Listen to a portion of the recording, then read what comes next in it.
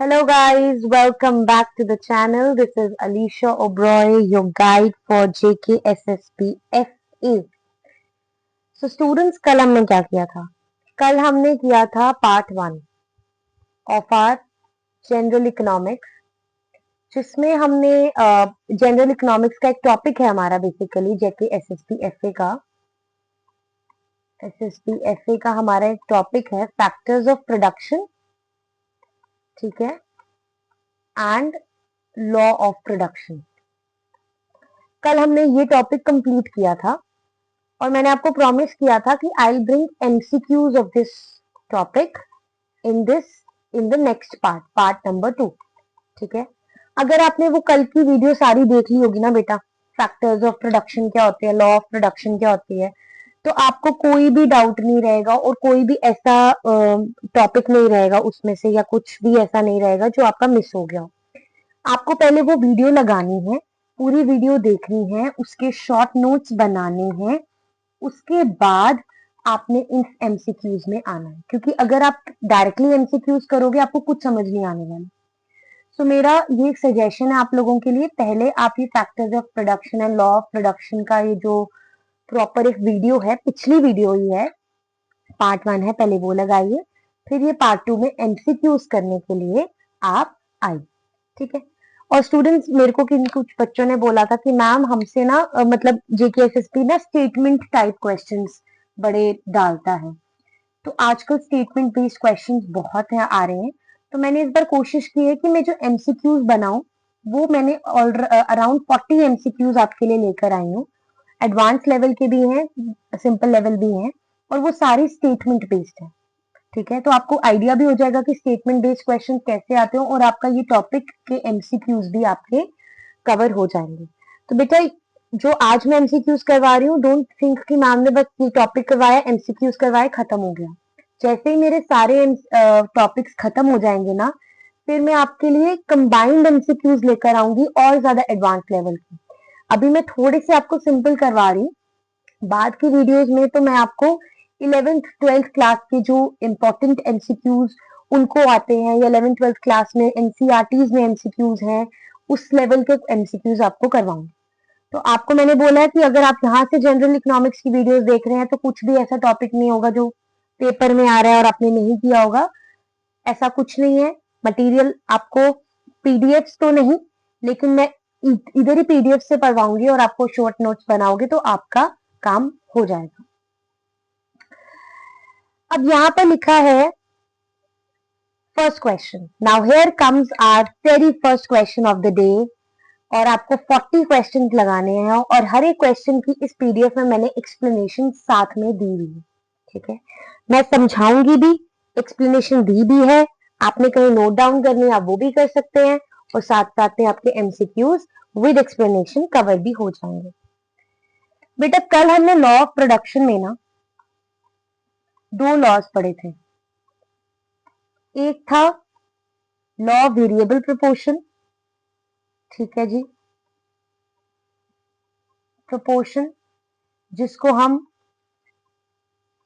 एक next law भी देख लो, law of returns to scale, ठीक है। लॉ ऑफ प्रोपोर्शन आपका एक लॉ है, और एक है law of returns to scale, ठीक है जी। अब ये जो लॉ ऑफ प्रोपोर्शन था ना, मैंने आपको कहा था कि ये शॉर्ट रन में एप्लीकेबल है, और law of returns to scale आपका लॉन्ग रन में एप्लीकेबल है। शॉर्ट रन में आपके 2 फैक्टर्स आते हैं, एक आता है वेरिएबल फैक्टर। अच्छा, लॉ वेरिएबल प्रोपोर्शन को रिटर्न्स टू फैक्टर भी कहते हैं, ठीक है। शॉर्ट रन में आपका वेरिएबल फैक्टर भी आता है और फिक्स्ड फैक्टर भी आता है। कुछ फैक्टर्स आपके फिक्स्ड होते हैं और कुछ फैक्टर्स आपके चेंज होते रहते हैं, जैसे raw material and all, labour and all, जिसमें आप इंक्रीज डिक्रीज कर सकते हो, और फिक्स्ड में आते हैं plant and machinery.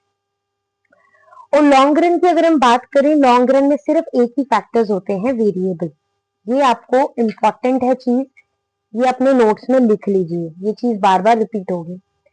So law variable proportion कहाँ ऑपरेट करता है? शॉर्ट रन में, वेरी राइट। और शॉर्ट रन में कुछ फैक्टर्स आपकी at least one factor remains fixed.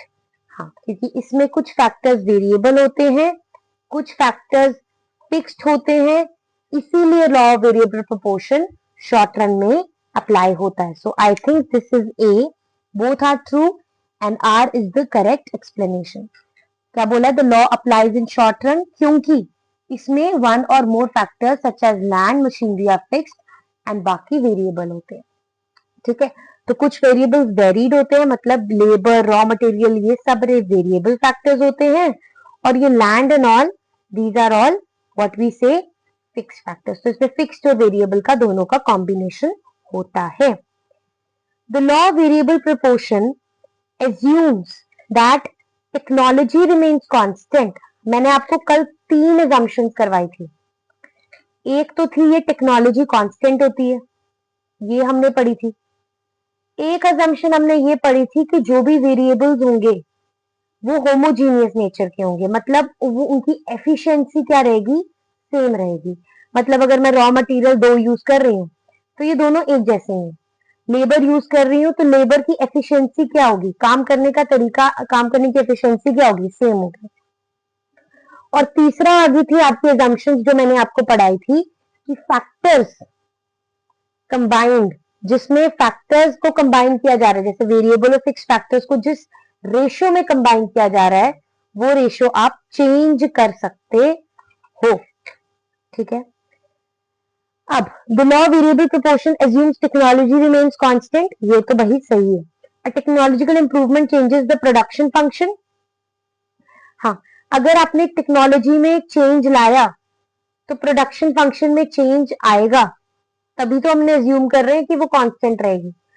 अगर अगर आप एज्यूम करते कि वो कांस्टेंट नहीं होती तो प्रोडक्शन फंक्शन में बार बार चेंज आ जाता। इसीलिए हम लॉ वेरिएबल प्रोपोर्शन मानते हैं कि वो कांस्टेंट रहेगा, ताकि प्रोडक्शन फंक्शन में चेंज ना हो और ताकि हम इजीली स्टडी कर सकें। So the major assumption of law of is that constant technology जब चेंज करती है उससे, जैसे फॉर एग्जांपल एक टेक्नोलॉजी अपडेट हो गई, तो प्रोडक्शन भी क्या होगा? प्रोडक्टिविटी भी क्या होगी? बढ़ जाएगी। आउटपुट भी क्या होगा? बढ़ जाएगा। सो टेक्नोलॉजी में आउटडेट होगी तो प्रोडक्शन कम हो जाएगी। सो टेक्नोलॉजी में चेंज आया तो आउटपुट में भी चेंज आएगा। ठीक है, it changes your factor. Next आ गया आपके पास question, third question for the day.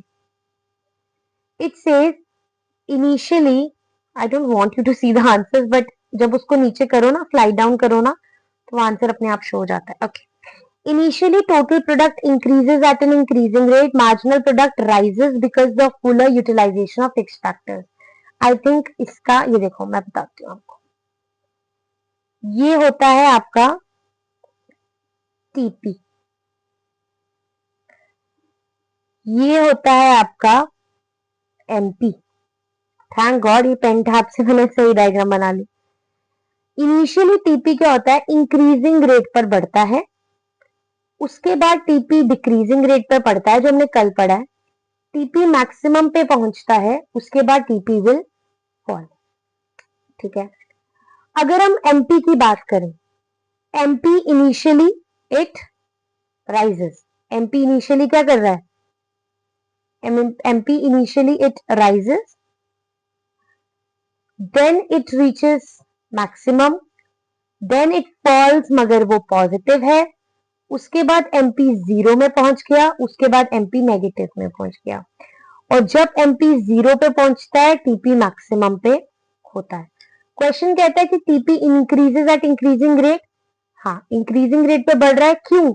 क्योंकि आपका जो मार्जिनल प्रोडक्ट है वो भी क्या कर रहा है? राइज कर रहा है, क्योंकि वो फिक्स फैक्टर्स को अच्छे से यूटिलाइज कर रहा है। तो एक्सप्लेनेशन ए। ठीक है, वो समझाया हुआ है। Stage 1 workers specialise in division of labour. वो डिविजन ऑफ लेबर मतलब जो काम कर रहे हैं उसमें वो क्या हो रहे हैं? माहिर। जैसे फॉर एग्जाम्पल एक ओनर है, वो हर एक 4 बंदे हैं, चारों को एक काम पकड़ा देता है, वो बार बार एक काम को करेंगे, उसमें वो माहिर हो जाएंगे। They will specialise in that work. ठीक है, तो इनिशियली स्टेज 1 में क्या होता है कि आप, क्योंकि they are specialized with those resources, तो वो क्या करेंगे कि जब बिकॉज ऑफ टोटल जैसे जैसे आप रिसोर्सेज लगाते रहोगे तो स्टेज 1 में क्या होगा कि मार्जिनल प्रोडक्टिविटी राइज करती जाएगी। ठीक है, मार्जिनल प्रोडक्टिविटी मतलब एडिशनल जो भी आप आउटपुट प्रोड्यूस कर रहे हो वो ज्यादा प्रोड्यूस करोगे क्योंकि आपके स्पेशलाइजेशन है, इसीलिए टीपी राइज कर रहा है। ठीक है, उसके बाद marginal product reaches its maximum before average product, marginal product cut at its maximum. इसकी भी डायग्राम से समझते हैं।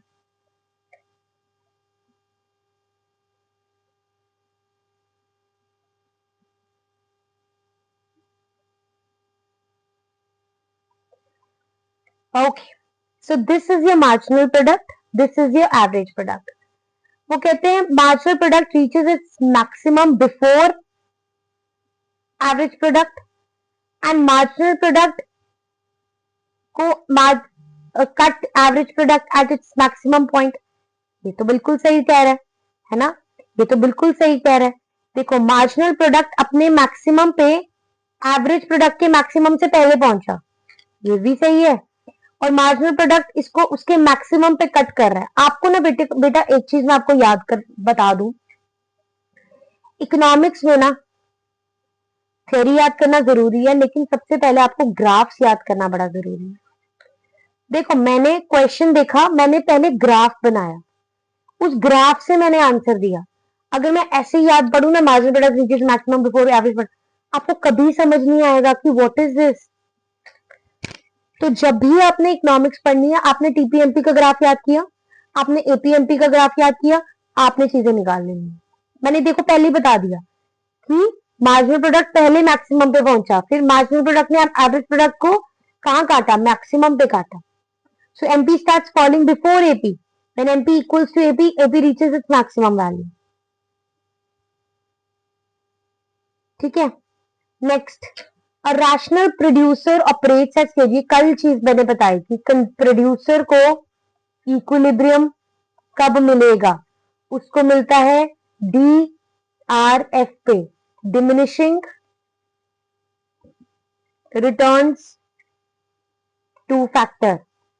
ये मैंने आपको कल बताया था अगर किसी को याद हो तो, कि रैशनल प्रोड्यूसर को इक्विलिब्रियम कब मिलेगा, स्टेज 2 में। वो कौन सी स्टेज पे ऑपरेट करेगा, स्टेज 2 पे।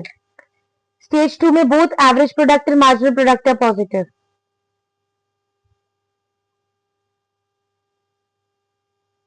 ये देखो स्टेज 2 में, ये अगर स्टेज 1 है, सॉरी ये स्टेज 1 है, ये स्टेज 2 है, ये स्टेज 3 है। इस स्टेज पर ये देखो,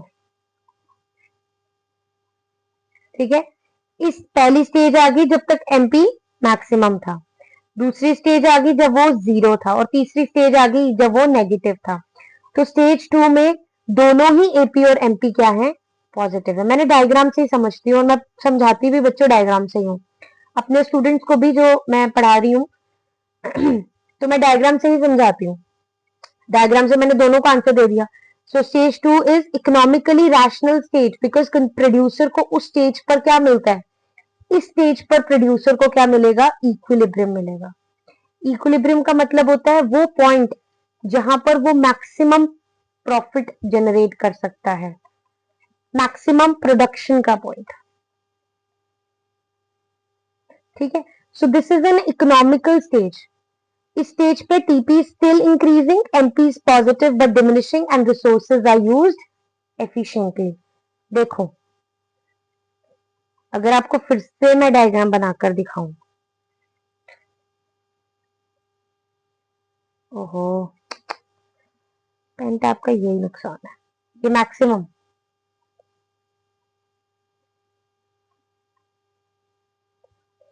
जब टीपी इंक्रीजिंग रेट पे बढ़ रहा है ना बेटा, इंक्रीजिंग रेट पे, सॉरी इंक्रीजिंग रेट पे बढ़ रहा है रेट, फिर उसके बाद टीपी डिक्रीजिंग रेट पे बढ़ता है, फिर उसके बाद फॉल डाउन करता है। इसमें एमपी राइज कर रहा है पॉजिटिव, इसके बाद फॉल कर रहा है पॉजिटिव, उसके बाद नेगेटिव हो गया। जब टीपी इंक्रीज कर रहा है अभी भी लेकिन डिक्रीजिंग रेट पर, इंक्रीज तो कर रहा है, और एमपी फॉल कर रहा है लेकिन it is diminishing but it is positive. तो ये स्टेज होती है 2, जहां पर एक कंज्यूमर को सॉरी प्रोड्यूसर को प्रोड्यूस करना चाहिए। ओके, फिर से इस क्वेश्चन में diagram I can not answer without, मेरा तो यही है भाई, I can not answer without और डायग्राम नहीं होगी तो मैं आंसर ही नहीं कर सकती। मेरा तो यही लॉजिक है भाई, बिकॉज मैंने लर्न भी डायग्राम से ही किया। Stage 1, so this is your stage 1। इस स्टेज 1 में is AP increasing? Yes it is increasing. Marginal product is greater than average product, जो कर्व ऊपर उसकी वैल्यू ज्यादा। यस, बोथ आर ट्रू, दोनों सही है। क्योंकि इस स्टेज पे देखो मार्जिनल प्रोडक्ट ये एमपी है, it is greater than AP, obviously जो कर्व ऊपर होता है उसकी वैल्यू ज्यादा। प्लस उसने कहा कि एवरेज प्रोडक्ट इंक्रीज कर रहा है, ऑब्वियसली इंक्रीज कर रहा है ना। इसकी एक्सप्लेनेशन देख लें। Whenever MP exceeds AP, AP rises। जब भी MP, देखो बेटा, जब MP is greater than AP, उस टाइम पे AP क्या करता है? राइज करता है। डायग्राम देख लेते हैं पहले साथ साथ में, क्योंकि मेरे लिए समझाना भी without diagram is difficult. I learn diagram. जब MP इक्वल टू AP होता है, AP अपने मैक्सिमम पे होता है, या AP कांस्टेंट होता है उस टाइम पे। जब MP is less than AP, उस टाइम पे AP फॉल करता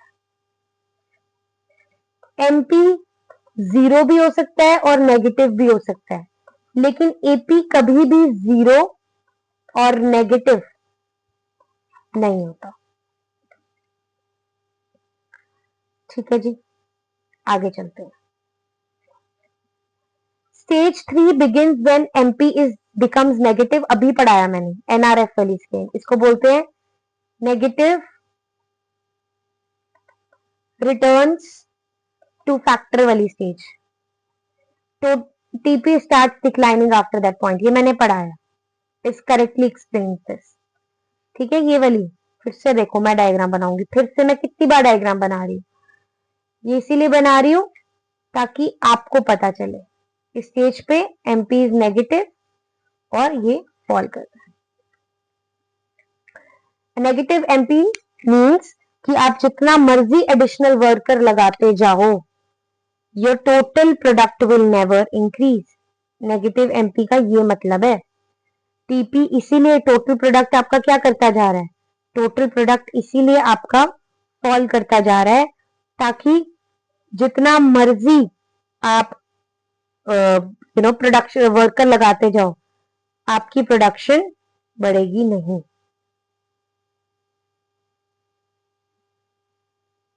okay, let's move forward. The law of variable proportion is also called as law of diminishing returns. It explains the relationship between one factor. Yes, वो दोनों ही सही है, क्योंकि law of variable proportion को हम law of diminishing returns to factor भी बोलते हैं। ठीक है, ये राइट है। और दूसरी स्टेटमेंट कहती है कि वो रिलेशनशिप बताता है हमारे फैक्टर्स के बीच में। मैंने बताया था स्टार्टिंग MCQ, अगर आपको याद हो, फर्स्ट मैंने कहा था कि जो लॉ ऑफ वेरिएबल प्रोपोर्शन है, इसमें दो फैक्टर्स है, वेरिएबल फैक्टर्स, तो इन दोनों के रिलेशनशिप को ही तो पढ़ रहे हैं फिक्स फैक्टर में।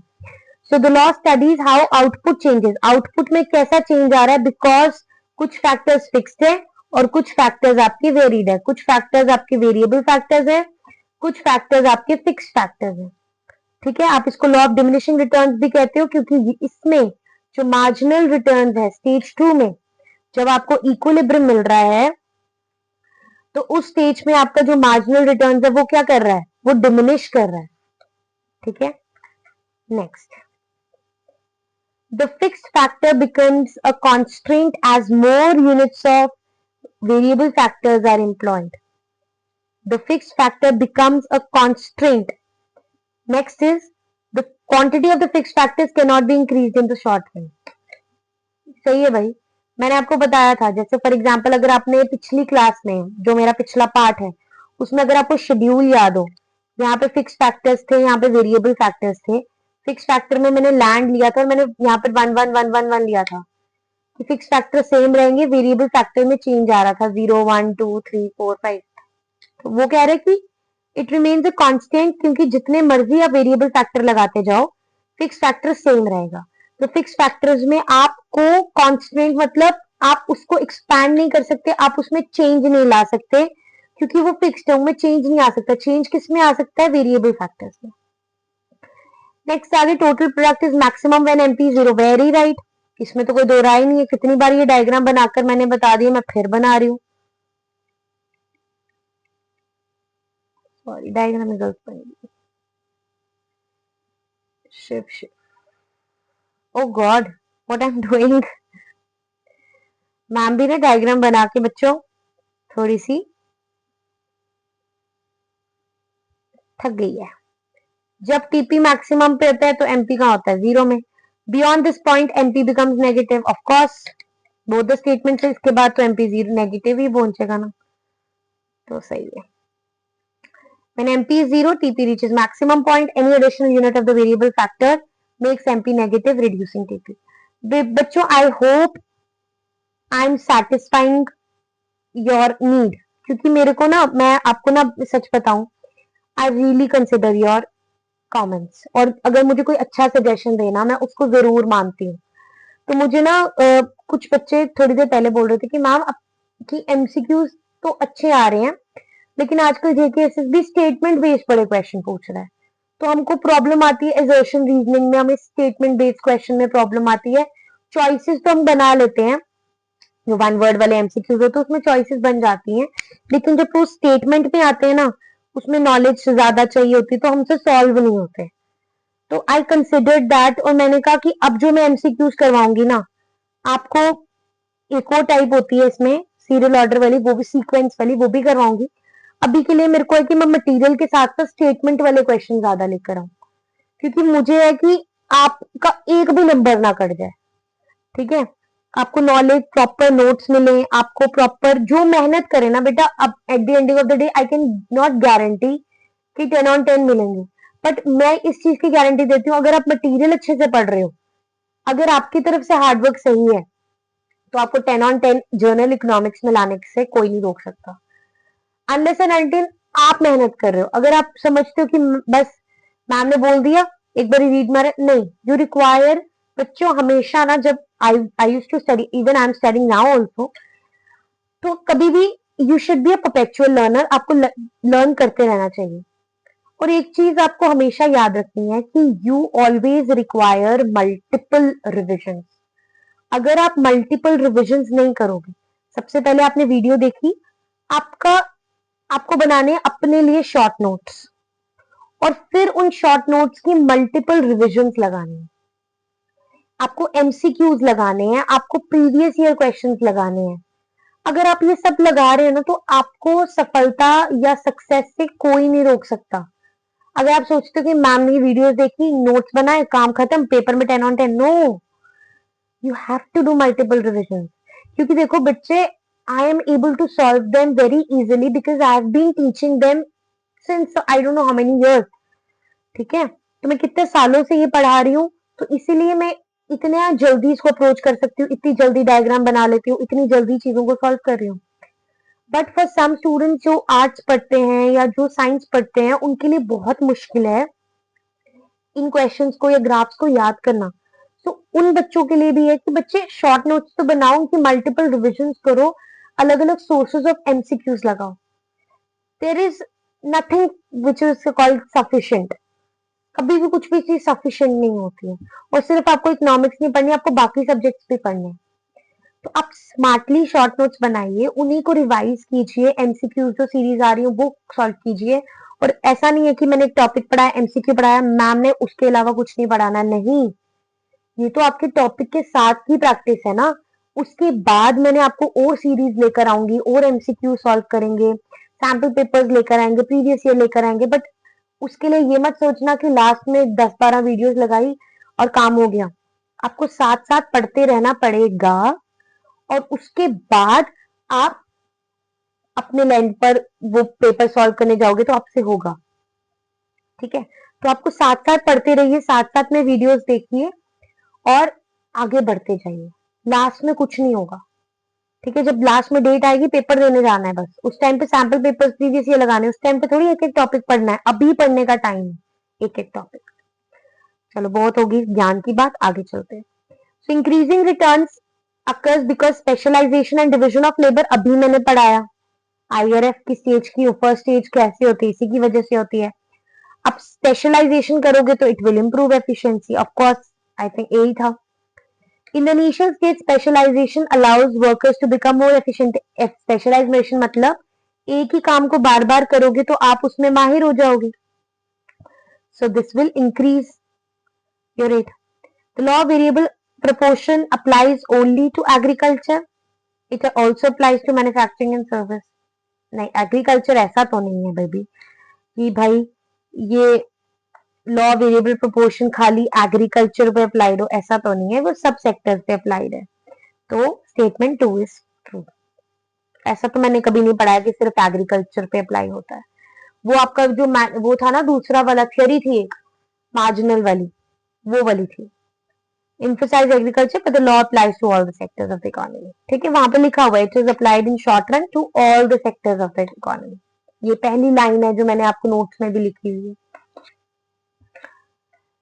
A producer should not stop production in stage 1. Of course, the fixed factor is not being fully utilized in stage 1.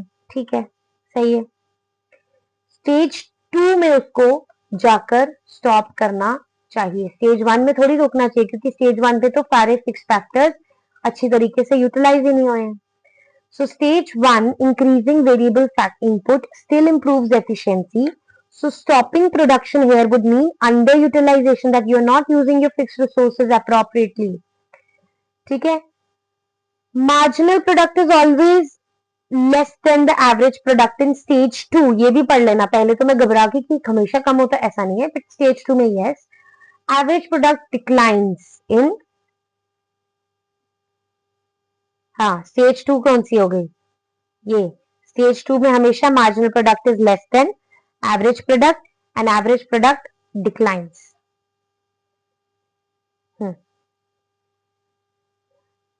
Once MP falls below AP, AP begins to decline. Throughout the stage 2, MP remains below AP but stays positive until the end of the stage. Okay. बच्चों 15 questions हो गए हैं. 15 questions पे 15th question पे हैं हम. तो जो बच्चे अभी तक वीडियो देख रहे हैं तो प्लीज चैनल को सब्सक्राइब कीजिए, क्योंकि अगर आप सब्सक्राइब करते हैं ना बच्चे, मेरे चैनल की रीच बढ़ती है, तो I can reach more and more students, I can engage them too. So if I am helping you out in so much things, मैं आपके लिए इतना मटेरियल लेकर आ रही हूँ, इतना कुछ आपको प्रोवाइड कर रही हूँ, तो आपको भी मेरे लिए ये मदद करनी तो बनती है भाई. मे बी गुरु दक्षिणा है ना. चलो आगे बढ़ते हैं.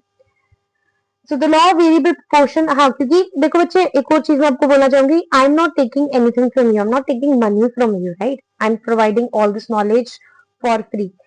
So if in any way you can help me is by subscribing my channel so that I can reach more and more audience. ठीक है, अभी तक मैंने 60 वीडियोस तो बना दी. I'm not looking behind. मैं और ज्यादा नहीं, पीछे नहीं देखूंगी, मैं मेहनत करूंगी और ज्यादा आपके लिए मटेरियल लेकर आऊंगी, बट उसके लिए I would require your initiatives also ना. I would require your help also. चलो आगे चलते हैं. Law of variable proportion short run में होता है. फर्स्ट आते ही मैंने इंट्रोडक्शन में बोला था, all factors of production are variable in long run. हाँ, ये भी मैंने आपको ये चीज बताई थी, है ना, ये भी ट्रू है. हाँ, the distinction between short run and long run बताया कि शॉर्ट रन में दोनों ही फैक्टर्स, फिक्स फैक्टर्स भी होते हैं और वेरिएबल फैक्टर्स भी होते हैं, और लॉन्ग रन में सारे फैक्टर्स शिफ्ट हो जाते हैं लॉ ऑफ दूसरे लॉ में, law of returns to scale, है ना. ये पढ़ा था. ओके, 15 क्वेश्चन हो गए. अब हम करेंगे एडवांस्ड वाले क्वेश्चंस, थोड़े से advance questions, based questions law of production and factors of production के ऊपर. ठीक है, तो 15 क्वेश्चन हमने कर लिए. अब हम करेंगे, एक second.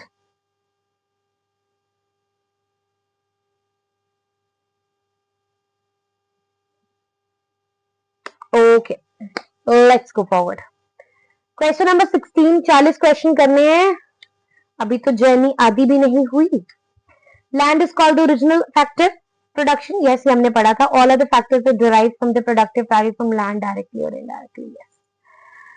Land includes now natural resources. Land and capital can produce only the using natural resources. ये मैंने कल चीज पढ़ाई थी आपको ना कि लैंड जितने भी नेचुरल रिसोर्सेज हैं वो किस कैटेगरी के आते हैं अंदर, हम उनको जनरलाइज कर देते हैं अंडर लैंड.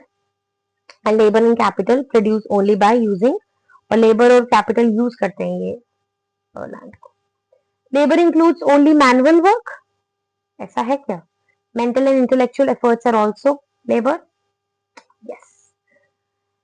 पहला वाला तो I don't think so right है, क्योंकि मैंने आपको जब कल लेबर के बारे में बताया था तो उसने वहां पर लिखा था mental plus physical work is of labour. ठीक है, आगे. Capital is produced means of production. Capital is created, यार एक तो ये स्लाइड डाउन हो जाता है. Capital is created through savings and investment. हाँ, कैपिटल वेल्थ क्रिएट होती है ना, कि अगर आप सेव करो, इन्वेस्ट करो. Capital is produced mean of production. Produced means of production. Produced means of production means yes, अगर आप if you want to create more production you need capital. Man made and produced by investing. तो machines चाहिए, tools चाहिए, buildings चाहिए. अगर आपको further production करनी है तो उसके लिए you require capital. Money is not a factor of production. Money helps acquire capital product. ये हो सकता है. Only two is correct because money helps acquiring your capital goods, but it is not a factor of production. Factor of production सिर्फ आपके पास चार ही हैं. Land, your labor, your capital, your entrepreneurship. Land के बदले में मिलता है रेंट, लेबर के बदले में मिलता है वेजेस एंड सैलरीज, कैपिटल के बदले में आपको मिलता है इंटरेस्ट, एंड एंटरप्रेन्योरशिप के बदले में मिलता है आपको प्रॉफिट. उसके बाद half the way we are. Entrepreneur is the organizer of production. Yes, entrepreneur means the owner, जो बाकी factors of production को arrange करता है, ढूंढता है. वो land, labor and capital को efficiently combine करके काम करता है. Both and two and R explains A ही है.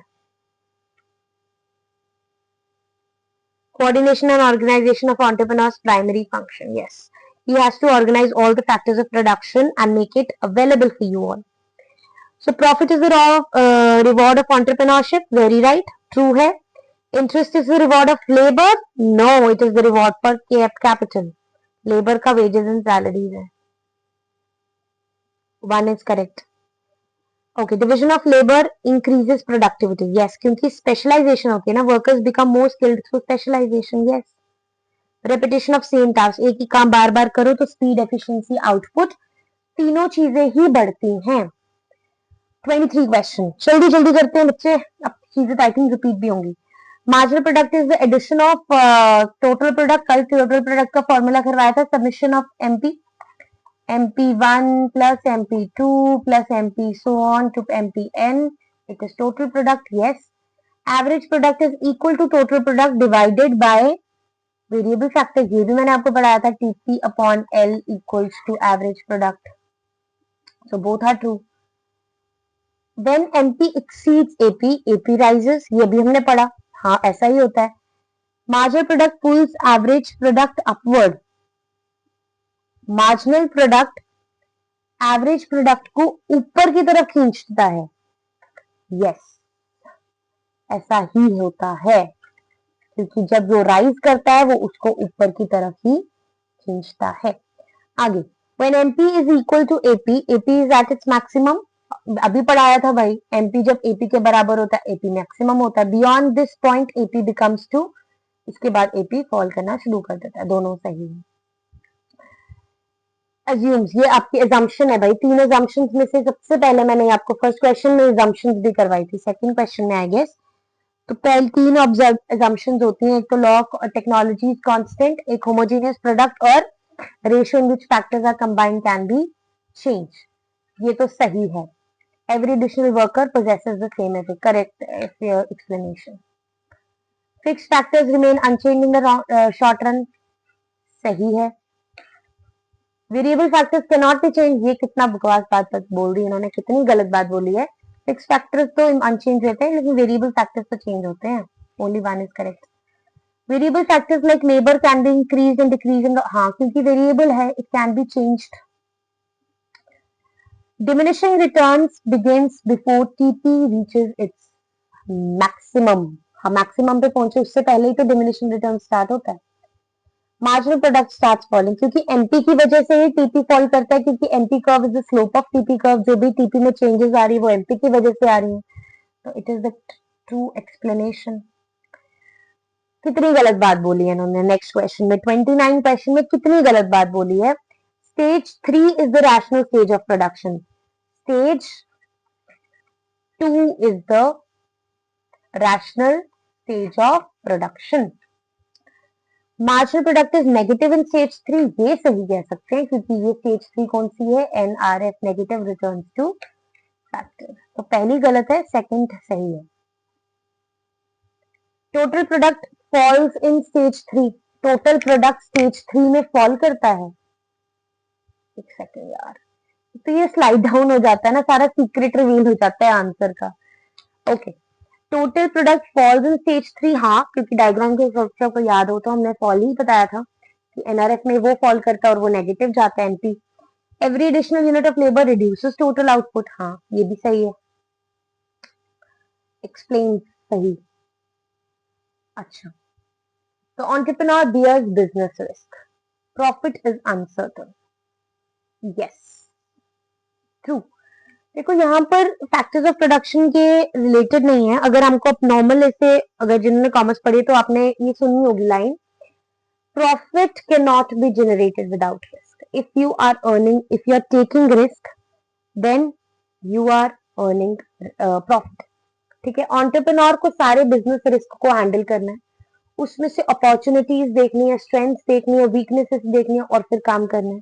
और जो प्रॉफिट होता है, profit is very uncertain. Profit क्या होगा, प्रॉफिट इसमें से अनसर्टन होता है. अनसर्टन मतलब यू डू नॉट नो कि बढ़ेगा घटेगा क्या होगा, कि प्रॉफिट ही होगा या नुकसान भी हो सकता है. तो दोनों ही सही है. Rent arises because land is scarce. Supply of land is perfectly elastic. सबसे पहले बच्चों आपको पता होना चाहिए what is the meaning of the word scarce. Scarce means limited resources. अब रेंट अराइज करता है क्योंकि लैंड स्कार्स है, और दूसरा supply of land is perfectly elastic. Perfectly elastic में आपका कर्व बनता है इस तरीके का. एक second, okay sorry. Perfectly elastic means this, quantity changes to any extent without any change in price. ये तो हमको गलत बात लग रही है. A is true and R is false. R is false मतलब क्यों R false है? परफेक्टली इलास्टिक का मतलब होता है कि प्राइस में चेंज नहीं आएगा, लेकिन डिमांड में इनफाइनाइट टाइम चेंज होगा, which is not possible, which is imaginary situation. Supply of land is perfectly inelastic कह सकते हैं. क्वांटिटी में चेंज लेकिन प्राइस में. अब वो कह रहा है कि price remains constant but quantity will change infinite times. ऐसा नहीं है, इसमें होगा कि quantity remains the same, price में इनफाइनाइट टाइम्स चेंज आ सकता है. तो उल्टा होगा. और रेंट अराइजेस लैंड, अगर लैंड स्कार्स है ना इसीलिए रेंट अराइज होता है. अगर लैंड अनलिमिटेड होती ना तो कोई रेंट वाली सिचुएशन ही नहीं थी. अगर अनलिमिटेड लैंड होती तो जिसमें जहां मन करता है खेती बाड़ी करना शुरू कर दो. विच इज नॉट पॉसिबल ना, क्योंकि लैंड स्कार्स है, स्कार्स रिसोर्स है, सबकी लिमिटेड है, तो इसीलिए वहां पर रेंट जैसी सिचुएशन बनती है. Capital increases labour productivity, mechanisation improves efficiency. सही है कि कैपिटल से आपकी क्या बनता है, कैपिटल से आपका लेबर प्रोडक्टिविटी, जितनी ज्यादा वेल्थ लगाओ उतना ज्यादा फायदा कमाओ, है ना. और उसके बाद मैकेनाइजेशन इंप्रूव्स. अगर आप हर चीज टेक्निकली करोगे, सिस्टमैटिकली करोगे, प्रोडक्शन को कंसिडर करके करोगे, स्पेशलाइजेशन से करोगे, तो obviously efficiency will increase. Human capital is different from physical capital and human capital consists of education training. ये तो human capital formation वाला आ गया.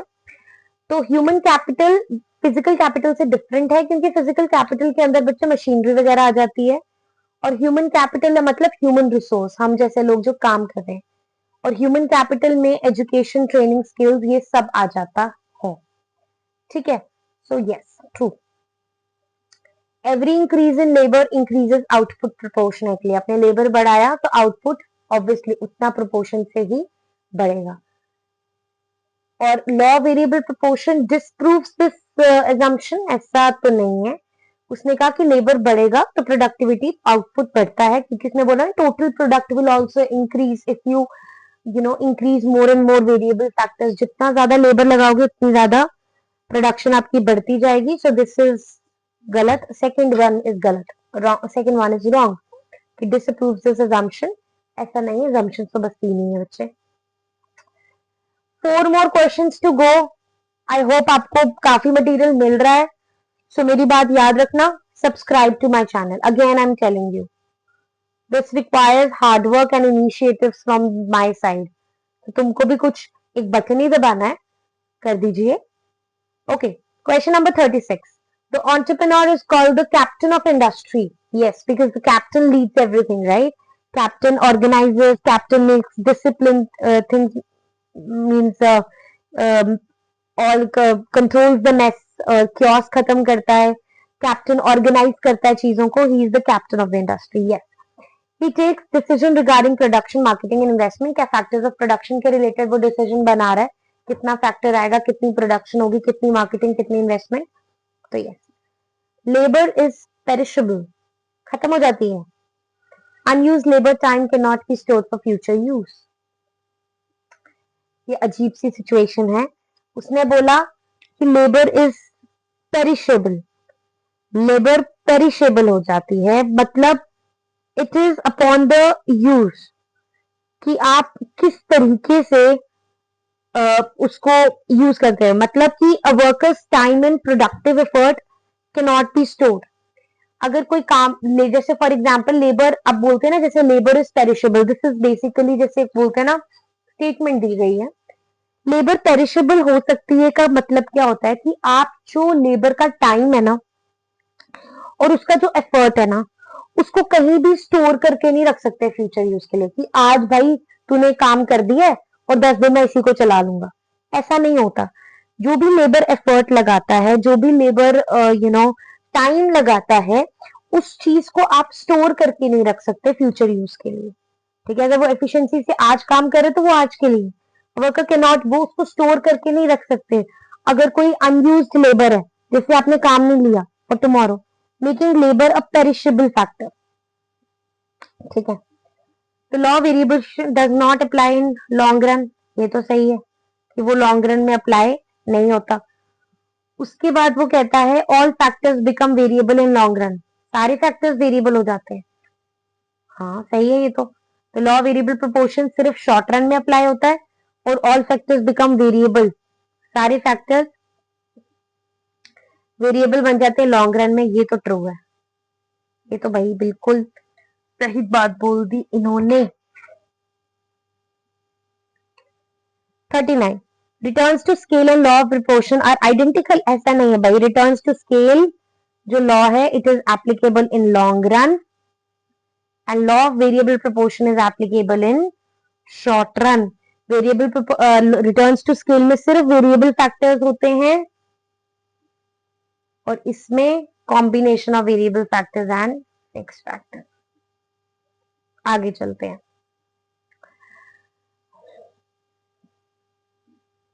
Production means creation of utility.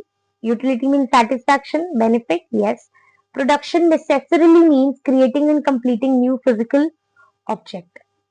Production मतलब एक नया फिजिकल ऑब्जेक्ट आप क्रिएट कर रहे हो, तो ऐसा नहीं होता. पहले में उसने बोला कि अगर आप बोल रहे हो कि production creation of utility, utility का मतलब होता है सेटिस्फैक्शन, यूटिलिटी का मतलब होता है बेनिफिट. ये सही है कि आप बेनिफिट क्रिएट कर रहे हो, आप सेटिस्फैक्शन क्रिएट कर रहे हो. लेकिन अगर आप ये बोलते हो प्रोडक्शन का बस यही मतलब है कि आप नए एक ऑब्जेक्ट बना रहे हैं, तो ऐसा नहीं होता कि just not a physical object, सिर्फ ये मतलब होना प्रोडक्शन का, इसका ये मतलब नहीं होता। तो R is false. Production in economics is the creation and addition of utility, not necessarily a physical object. सिर्फ एक फिजिकल ऑब्जेक्ट बनाना नहीं होता, एक सेटिस्फैक्शन, एक बेनिफिट बनाना होता है, और प्रोडक्शन से many other factors are related. ठीक है, सर्विसेज भी प्रोडक्शन यूटिलिटी देती है, तो ऐसा नहीं है कि आप सिर्फ प्रोडक्शन से ये बोलो कि हमको एक प्रोडक्ट बनाना है, बस ऐसा नहीं है। Production could include many other factors। ठीक है बच्चे, और कोई डाउट्स होंगे, you have to write in the comment section. ठीक है, अगर आपको in case any doubt, you have to write in the comment section. Please write more suggestions. You know, I'm a kind of teacher who consider your suggestions and your viewpoint. So आपको अपने doubts, अपने suggestions comment section में लिखने हैं। Session को बड़े प्यार से लाइक करना है, और इस बार कोई भी अनसब्सक्राइब किए बिना नहीं जाएगा। ठीक है, सबको अनसब्सक्राइब किए बिना नहीं जाएगा, सॉरी सब्सक्राइब किए बिना नहीं जाएगा। मैं अपने पैर पे खुद कुल्हाड़ी मार रही हूँ। कोई भी सब्सक्राइब किए बिना नहीं जाएगा। Everybody has to subscribe the channel, and I want more subscribers, more engagement on my page, ताकि मैं और मोटिवेट होकर आपके लिए और अच्छी अच्छी वीडियोस बनाकर करूं, लेकर आऊं, और मेहनत आपके लिए करूं। So thank you so much class for your patience. Thank you.